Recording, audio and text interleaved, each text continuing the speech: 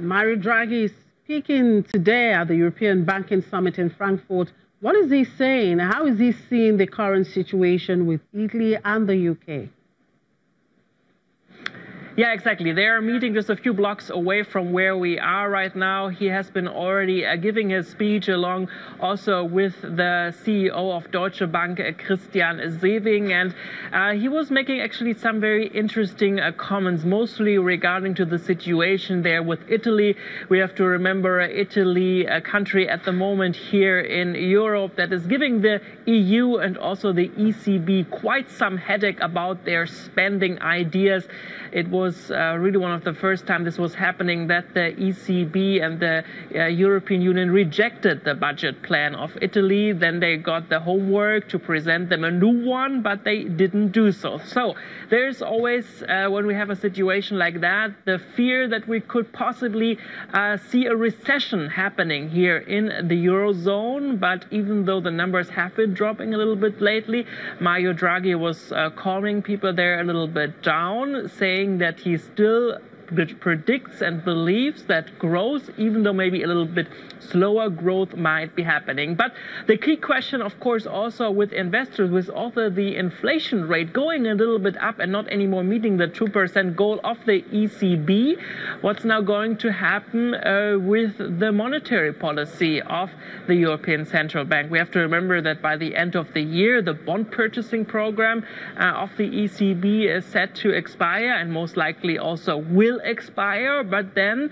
there's of course this question, what's going to happen with interest rates? Are they also going to stay until 2019 with this record low of 0%, or might they be finally, that's what many have been asking for, gonna go up? And with this situation right now in Italy, this does not seem to be very likely, even though Mario Draghi has been calming investors and also other bank employees a little bit down today, so they are not that worried, at least. Well, it seems very busy and nerve-wracking business and markets weekend today, from brutal oil markets to Brexit and economic news and trade and, of course, data. Do you think the weekend will calm frayed nerves for next week? You know, frankly speaking, I don't think so. There is still so much on the agenda next week. Next week, I guess we're really going to have a clear idea what's going to happen in the UK. Then we have to remember if this scenario really happens, that Theresa May, which does not seem to be very likely to get this draft agreement on Brexit through her parliament, then next Sunday on the 25th, there's going to be that summit already on the European level where the other European member states are going to talk and vote also about this agreement and then potentially also sign it. So yeah, let's see what's going to happen with Brexit. Let's see what's going to happen with Theresa May next week. We don't really get that many news from the corporate front next week. DAX company Siemens Healthineers is going to deliver their numbers. Then ThyssenKrupp, the steel giant here, is also going to get their numbers. Then we're going to get some more news also about the German economy, how that's growing. So we don't get that much news from that front, but still, I'm sure it's going to be a nerve-wracking week again. And I'm not going to be here. You're going to be talking about all these issues with Paul Christian Britz next week. He will be here talking to you about all what's happening. And I can't believe we're going to see each other in 2019. I'm not going to be here for the rest of the year. So I don't know. Can I say already Merry Christmas, Happy New Year? But anyway, we'll be in touch, I guess. Actually, I'm going to miss you. I'm going to miss you. But anyway, I'm still expecting my Christmas present, Daniel. I'll send it over. All right. Thank you. Enjoy the rest of the weekend.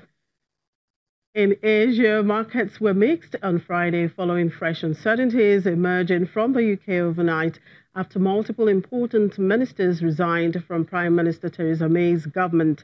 The mainland Chinese markets, which have been closely watched amid the ongoing trade spat between Washington and Beijing, recovered from earlier losses to see gains on the day. The Shanghai Composite was up 0.41% and the Shenzhen Composite rose 0.843%. Meanwhile, Hong Kong's Hang Seng Index was up 0.12% in the final hour of afternoon trade. In Australia, the ASX 200 fell slightly to close at 5,730.6, with the sectors finishing mostly lower. Stocks in Japan struggled for gains. The Nikkei 225 slipped 0.57%, while the Topix index shared 0.59%. In South Korea, the Kospi rose 0.21% to close at 2,092.4. And in the U.S., stock index futures indicated a high open on Friday morning as investors look ahead to fresh economic data and monitor political developments overseas.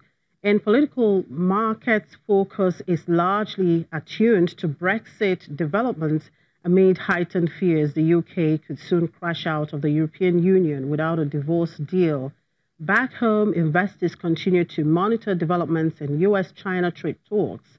A number of economic data are expected on Friday. Industrial production numbers are expected to be released at 9:15 a.m. Eastern Time, followed by a quarterly services report at 10 a.m. Eastern Time, a Kansas City Fed manufacturing index at 11 a.m. Eastern Time, and the Baker Hughes rig account at 1 p.m. Eastern Time.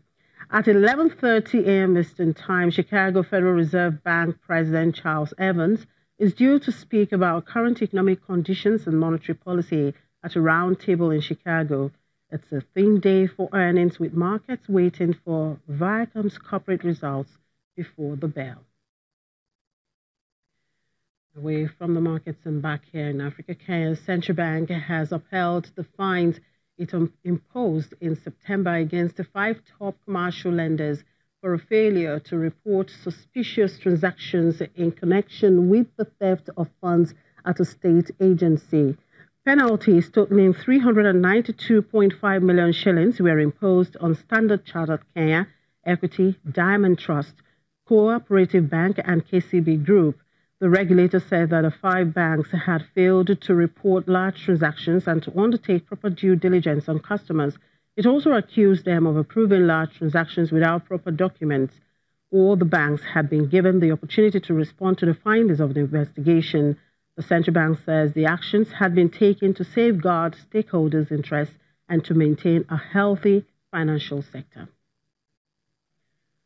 And after the break, we will look at NIPC's report on foreign direct investment commitment into Nigeria. So stay with us.